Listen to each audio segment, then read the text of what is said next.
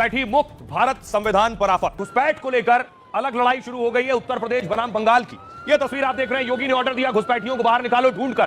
कानपुर की तस्वीरें आपको दिखा रहा हूं। तो योगी की कोशिश है इस मुहिम को इतने बड़े स्तर पर चलाएं कि यूपी में एक भी घुसपैठिया ना हो।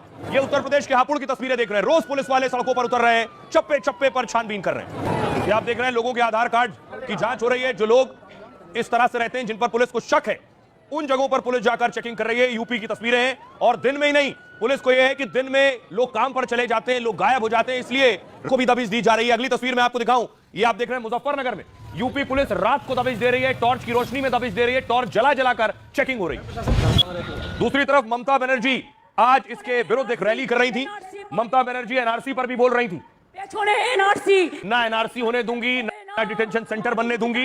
लेकिन यूपी में देखिए डिटेंशन सेंटर भी बन गए और तैयारी घुसपैठियों को खोजकर बाहर करने की है। वाराणसी की तस्वीर आप देख रहे हैं, रात को पुलिस जाकर अब जांच कर रही है। पहली बार उत्तर प्रदेश में पहला डिटेंशन सेंटर भी बनकर तैयार हो गया है। तस्वीर आप देख रहे हैं, ये गोरखपुर में डिटेंशन सेंटर बन गया है। पहला डिटेंशन सेंटर यूपी का बनकर तैयार हो गया है। जिन्हें पकड़ा जाएगा गोरखपुर में, उन्हें यहां लाया जाएगा, यहां रखा जाएगा, जो अवैध तरीके से भारत में रह रहे हैं और अवैध तरीके से घुसकर आए हैं, जिनके पास कोई पहचान पत्र नहीं है और झूठे पहचान पत्र बनाकर यहां से रह रहे हैं, जो बांग्लादेश से आए हुए हैं, जो म्यांमार से आए हुए हैं या दूसरे देश के हैं।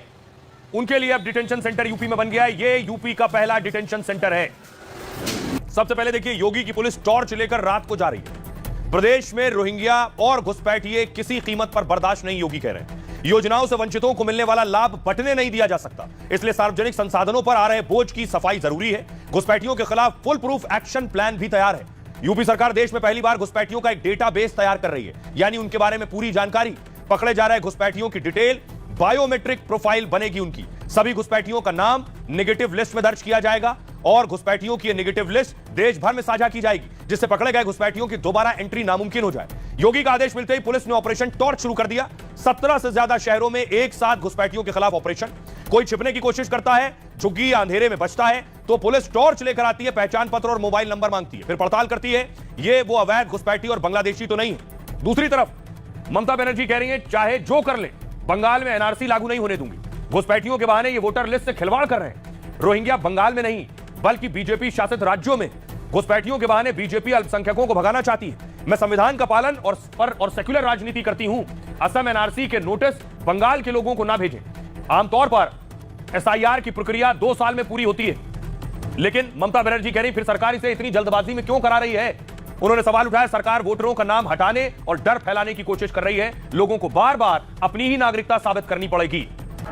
तो बड़ा दिलचस्प है, योगी कह रहे हैं घुसपैठिए भगाओ, ममता कह रही हमारे यहां तो कोई है नहीं। अब देखिए कहां कितने घुसपैठिए हैं। सबसे पहले देखिए, पश्चिम बंगाल का नक्शा आपके सामने आ गया है। पूरे देश में भारत में 3 करोड़ घुसपैठिए होने का दावा है। बंगाल में देखिए कूच बिहार, उत्तरी दिनाजपुर, मालदा, मुर्शिदाबाद, नादिया, इन जगहों पर 57 लाख घुसपैठिए होने का दावा है बंगाल में। यूपी का हाल देखिए, यूपी में जो शहर जिसमें दावा किया जाता है घुसपैठिए हो सकते हैं, उसमें प्रयागराज, वाराणसी, लखनऊ और कानपुर, और 50,000 घुसपैठिए हो सकते हैं। सवाल यह है कि बंगाल में लगभग लाखों में घुसपैठिए, लेकिन ममता कह रही है ऐसा कुछ नहीं है। यूपी में 50,000 घुसपैठिए और योगी एक्शन ले रहे हैं।